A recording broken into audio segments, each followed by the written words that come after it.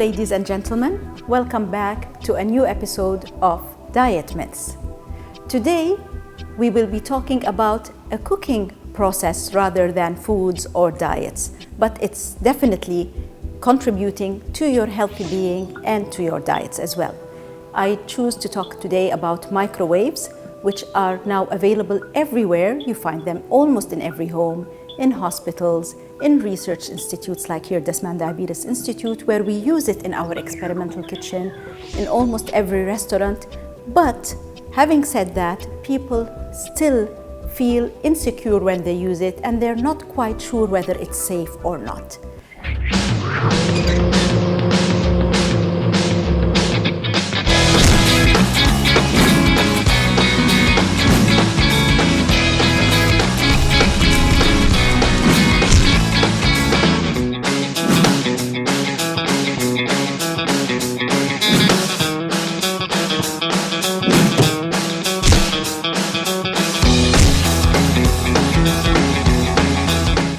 Well, just to give you a little bit of a historic background, if you've noticed, I like to give a little bit of historic backgrounds about topics I choose.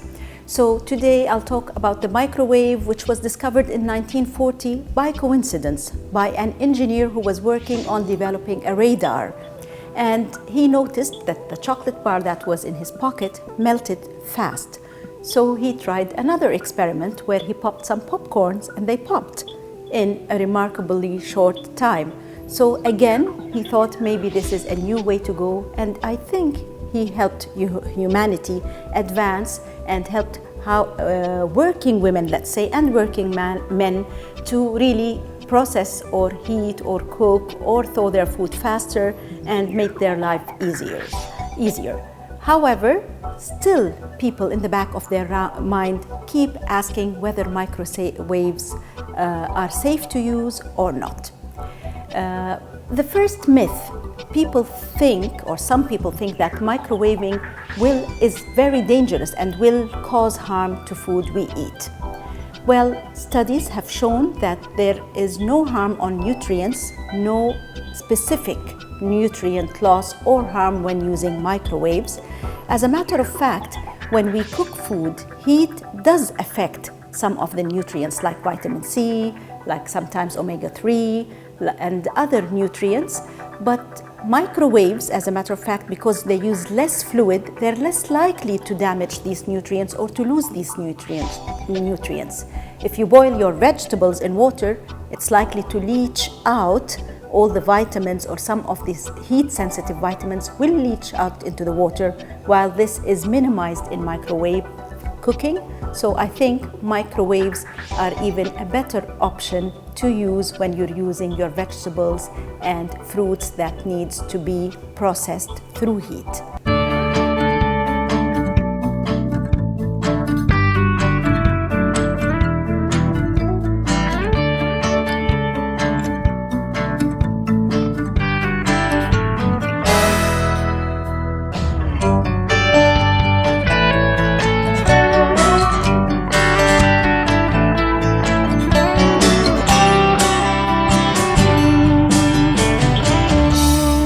Dear viewers, welcome back to the second part of this segment about microwaves.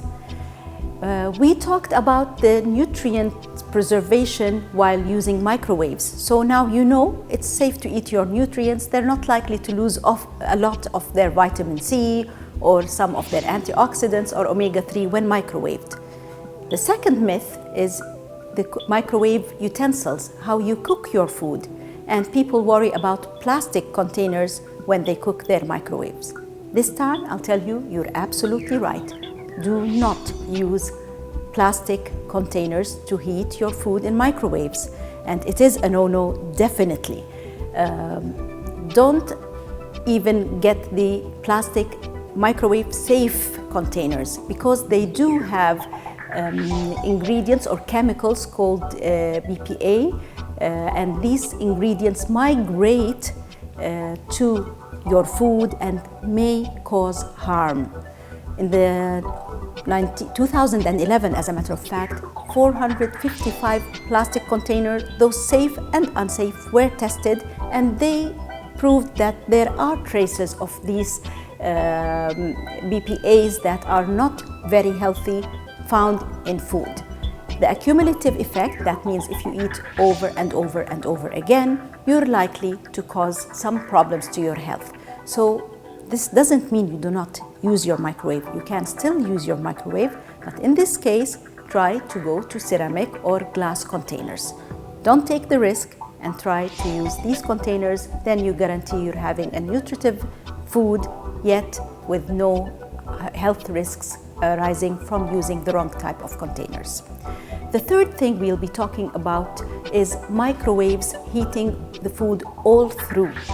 A lot of people use microwaves for cooking.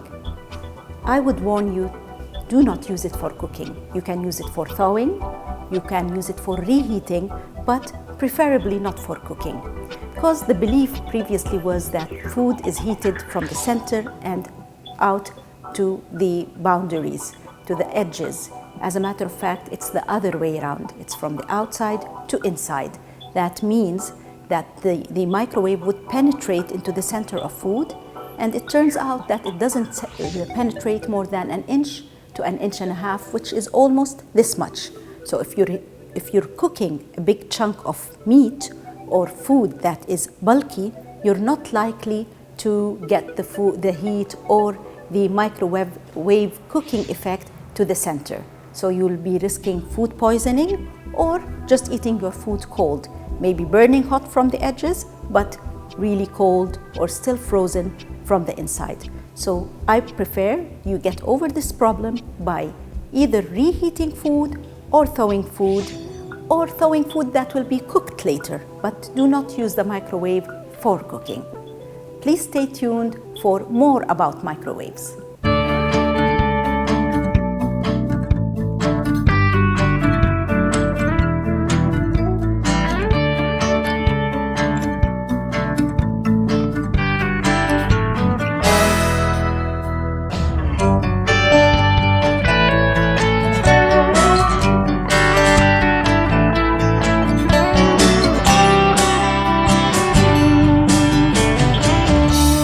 Dear viewers, welcome back to the third segment of Diet Myths, and today we're talking about microwaves.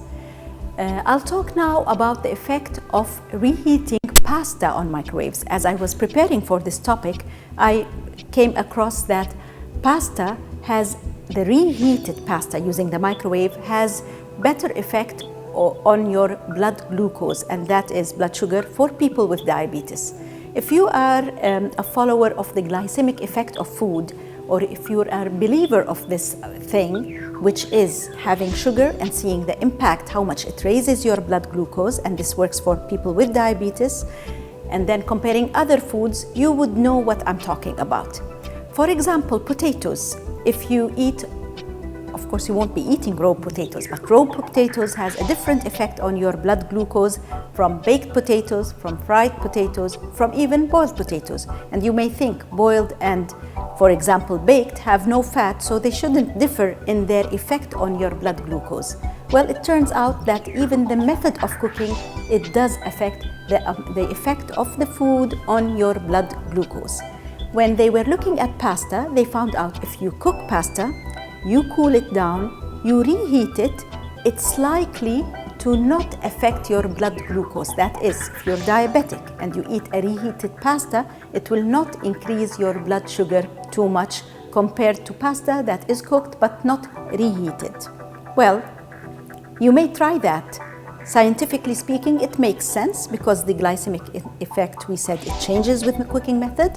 But if I were you, I would stick to whole grain pasta, as we've been talking repeatedly in these episodes, that increasing your fiber intake has a better effect on feeling less hungry and on your cholesterol and on your blood glucose. But maybe this time you can reheat it in the microwave, the whole grain pasta, and it may be helpful. The last myth I'll be talking about today in microwaves is safety of microwaves. You know, microwaves are about emission of radiomagnetic or electromagnetic radiation. And people usually think radiation, oh, cancer. So rest assured that all research until now does not really say or impose any health risk from having foods microwaved. The amount of radiation is not more than what you get from your cell phone or from the electric power lines. So don't worry about having food from the microwave and from radiation. It's not the type of radiation that may hurt you.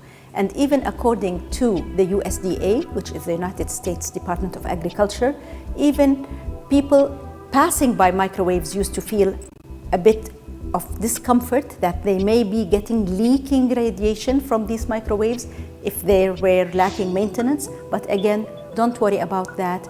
It's safe from this accusation causing cancer.